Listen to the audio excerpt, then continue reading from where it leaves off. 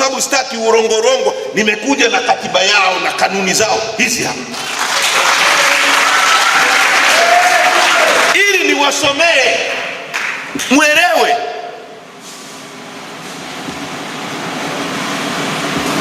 Hii ni kanuni ya CCM. Wanasema utaratibu wa kuomba uongozi, ibara ya 4. Ratiba ya uchaguzi wa serikali kuu na serikali za mitaa na uchaguzi mdogo wowote unaofanywa itawekwa na chombo cha dola chenye mamlaka ya kusimamia uchaguzi. Mara baada ya ratiba hiyo kutolewa, katibu wa CCM wa ngazi inayohusika na uchaguzi huo atawapa fomu za uongozi za kuomba uongozi wanachama wa chama waliojitokeza kugombea.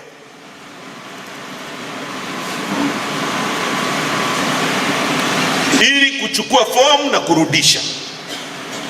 Kila mwanachama wa CCM atakayechukua fomu atatakiwa kurudisha fomu kwa katibu wa CCM wa ngazi inayohusika ndani ya muda uliowekwa, vinginevyo fomu yake haitapokelewa. Huo ni utaratibu wa ndani ya CCM. Wanasema kwa lugha rahisi, hiyo ni ibara ya 4, kwamba kama kuna uchaguzi, Tume ya Taifa ya Uchaguzi ikisha tangaza uchaguzi, katibu wa ngazi husika atatoa fomu kwa wagombea, kwa watu wanaotaka kugombea hizo nafasi kutoka CCM. Kwa hiyo kama ni katibu wa kata, atatangaza kuja kuchukua fomu kwenye kata. Mnisikilize vizuri. Kama ni katibu, kama unagombea ubunge, katibu wa wilaya wa CCM. Kama unagombea urais, katibu mkuu wa CCM wa taifa. Kama unagombea Zanzibar, katibu kule kwao Zanzibar. Hiyo ni ibara ya 4, ibara ndogo ya kwanza na ya pili.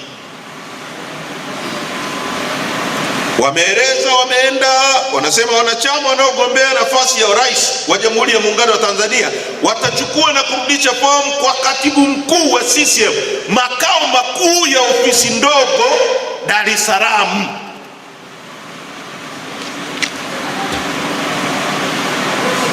Sasa kumbe basi utaratibu wa CCM unasema uchaguzi ungetangazwa baada ya Tume ya Taifa ya Uchaguzi kutangaza, Samia Suluhu Hassan na wengine waliokuwa wanataka wagombee ndani ya chama chao wangeenda ofisi ndogo ya CCM Dar es Salaam hapo wachukue fomu. Wakishachukua zile fomu zijazwe, wapate wadhamini, warudishe fomu. Ukienda ibara ya 9 inaeleza hayo yote. Mgombea CCM yeyote wa CCM anayetaka kuingia katika chombo cha dola atateuliwa kwa kuzingatia kura za maoni. Hicho ni kitabu chao, sio mimi, sio Heche anayezungumza hapa, kinazungumza kitabu chao. Sasa niwaulize watu wa Temeke, Samia ameenda kwenye ukumbi mkutano mkuu wa CCM ulikuwa na ajenda ngapi? 4. Ilikuwa tarehe 18, kwa sababu nakumbuka sisi tulifanya baraza kuu, baraza kuu tarehe, tulifanya kamati kuu tarehe 20, mkutano mkuu tarehe 21. Wao walifanya tarehe 18 na 19, na walikuwa wanaleta hiyo ili watu wasitufuatilie sisi, wawafuatilie wao, lakini wananchi wote wakawa wanafuatilia Chadema. Nchi nzima mkutano mkuu wa Chadema ndio ulikuwa unafuatiliwa. Uongo kweli? Kwa hiyo wameenda kwenye ukumbi, wana ajenda ngapi? Na huo mkutano ulikuwa na ajenda moja, kumteua Wasira kuwa makamu mwenyekiti, kwa sababu hajachaguliwa kama mimi nilichaguliwa kwa kura, yeye aliteuliwa. Mzee alifanya nini? Yeye aliteuliwa, mzee Wasira. Na mzee asiwe anajilinganisha na mimi bana. Hii ni gari ya kisasa mpya. Uongo kweli? Hii gari mpya ya kisasa new model yes. Aliteuliwa. Ule mkutano ulikuwa na ajenda ya kumteua Wasira, ulikuwa na ajenda ya kusoma utekelezaji wa ilani ya CCM Zanzibar, ilikuwa inasomwa na naibu katibu mkuu kutoka Zanzibar. Utekelezaji wa ilani ya CCM kwa Tanganyika, au wanayoita muungano feki ambao haupo, muungano ambao tunahitaji kubadilisha. Sio, tunataka muungano mzuri ambao Zanzibar watakuwepo, Tanganyika itakuwepo, na tutakuwa na serikali sasa ya jamhuri, sio? Watanganyika nao wanataka nchi yao. Uongo kweli? Yes. Kwa kulikuwa na hizo agenda. Hii ya huku alikuwa anaisoma mtu anaitwa Kassim Majaliwa. Kassim alikuwa waziri mkuu. Katikati ya kikao mtu akanyanyua mkono aliyesetiwa, akasema, jamani mnaonaje hapa tumalize kabisa mambo ya kupitisha na rais? Ndio. Basi imepita. Amekaa kwenye kiti pale, yeye mwenyewe Samia Suluhu anahoji, jamani mko tayari? Ndio. Waliosema ndio wameshinda, kwa hiyo tumpitishe mgombea. Haya, sasa utaratibu utaufanyaje? Tunaomba utupishe kidogo, ili sasa kwa sababu ni kikao kinachokuchagua. Nichagueni hapa. Jamani, nasema uongo?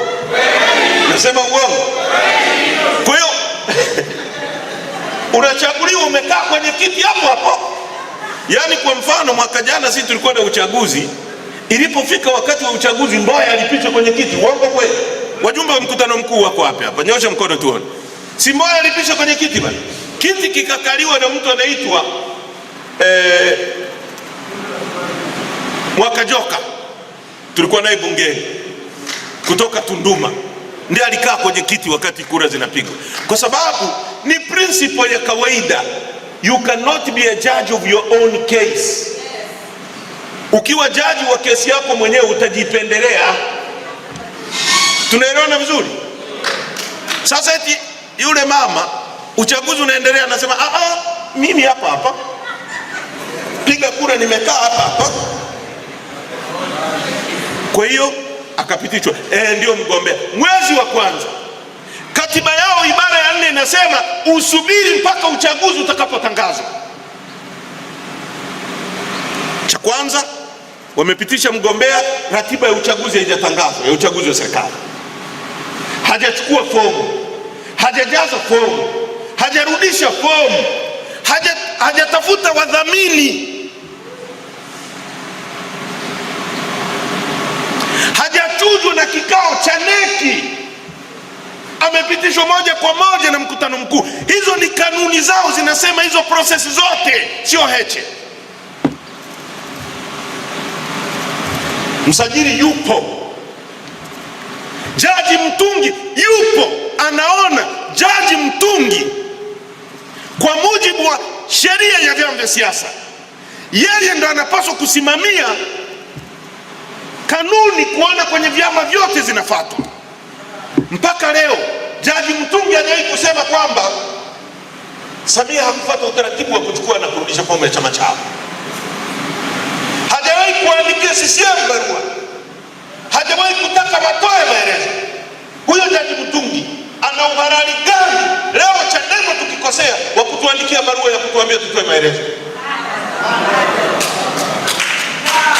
Mnanielewa vizuri? Mnanielewa vizuri? Huyu mtu ambaye anapaswa kusimamia vyama vyote vifuate sheria, CCM imevunja sheria na kanuni zake na katiba yake, hajai kuiambia fyo wala fyu. Alafu huyo Jaji Mtungi anachukua vibaraka wanaojiita viongozi wa Chadema, anawaweka kwenye mahoteli, anawapa pesa, anawapanga kushughulikia chama chetu. Alafu watu wanatuambia tumia busara, piga magoti tu. Bwana, sisi Lissu wamekataa na mimi nimekataa. Nyie mnasemaje? Nyie mnasemaje? Unajua ni ujinga wa kiwango ambacho ni sawasawa na mtu anayejiona na kuzidi nguvu, ana mabavu, ana fedha, ana bunduki, alafu aje achukue mke wako alale naye, alafu ukimfumania anaanza kukupiga wewe na anakuambia niombe msamaha kwa kunifumania. Alafu kuna watu wanajifanya wana busara, wanakuambia wewe muombe msamaha tu. Mimi hiyo sitakubali. Nyie mnasemaje? Wakuli wanasema hata kama wewe ni mdogo unafia kwenye chako. Unafia kwenye? Ndio. Hatutakubali. Yaani huwezi kutuonea waziwazi alafu unatushinikiza kukupigia magoti. Hilo lilikuwa ni jaribio la kwanza, na ndio maana nimesema mimi nina matatizo na Samia Suluhu Hassan jinsi alivyojipatia uongozi. Sasa ndugu zangu, mzee wangu, tukisema hakufata sheria kwenye kufata uongozi, tumekosea nini hapo? Nimekosea nini hapo mzee? Sasa nikisema hivyo wanasema wananiwinda waniumize.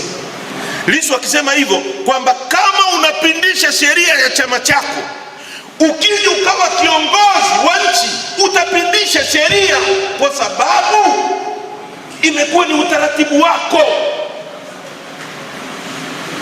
Nyie watu wa Temeke mnanielewa? Haya, alipomaliza kutengeneza na kupora mchakato wa ndani ya chama chake akakumbuka sasa humu nimeshafanikiwa humu, hawa wote mimi nawaendesha tu, nikisema kulia geuka wanageuka. Unajua CCM wamezoea unafiki. Yaani ukiwa rais ukisema, kwanza wanaamini rais ni Mungu. Nilimsikia hata wakili wa serikali jana anasema kwa kitendo cha Lissu kusema rais aje hapa kutoa ushahidi, huyu Lissu anaweza kumuita Mungu siku moja, kwa sababu yeye anaamini rais wao ni Mungu. Ndio maana mimi nikimtaja Samia humu wanaona kama na kufuru.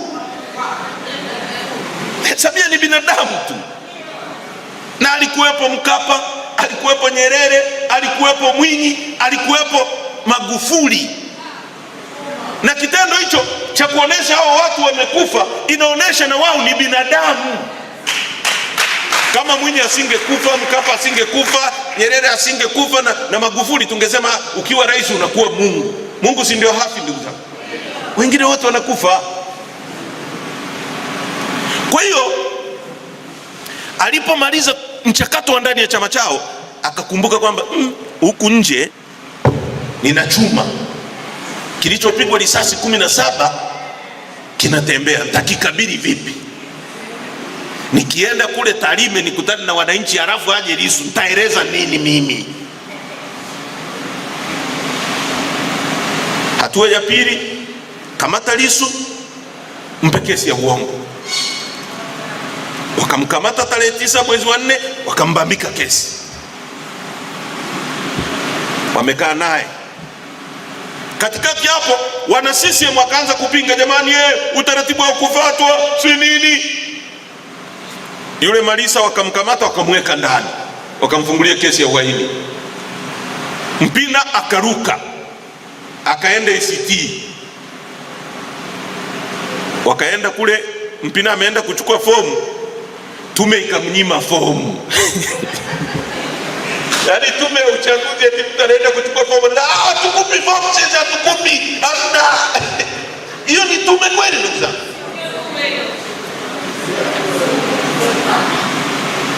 Ndio maana Chadema tulisema no reforms na itaendelea. Hebu angalia, hii inakuonesha kwamba huyu mtu alijiandaa kwa njia zozote lazima awe kiongozi. Whether anakubalika, whether wananchi hawamtaki, mtaki mstaki. Wazungu wanasema it's me or the highway. Yaani kama sio mimi, bora nchi ife. Basi akamaliza ndani ya CCM, akaja kwa Lissu, akatoka kwa Lissu, akamalizana na Mpina. Wananchi wakasema jamani, tarehe 29 wananchi wakasema hatutaki huo uchaguzi. Sasa ni simple tu, waone Viva Promotion kwa mahitaji ya printing aina zote, kama vile mabango size zote na aina zote, 3D, 2D na banners, vibao vya maofisini au sehemu za biashara kama hoteli, lodge na kadhalika. Viva Promotions wana print t-shirt na jezi, wanafanya branding ya ofisi kuipa muonekano wa nje wa kuvutia. Wanapatikana Tabora mjini, mtaa wa shule, jirani na chuo cha utumishi wa umma Uhazili. Simu namba 0762484266. Instagram @viva_promotion.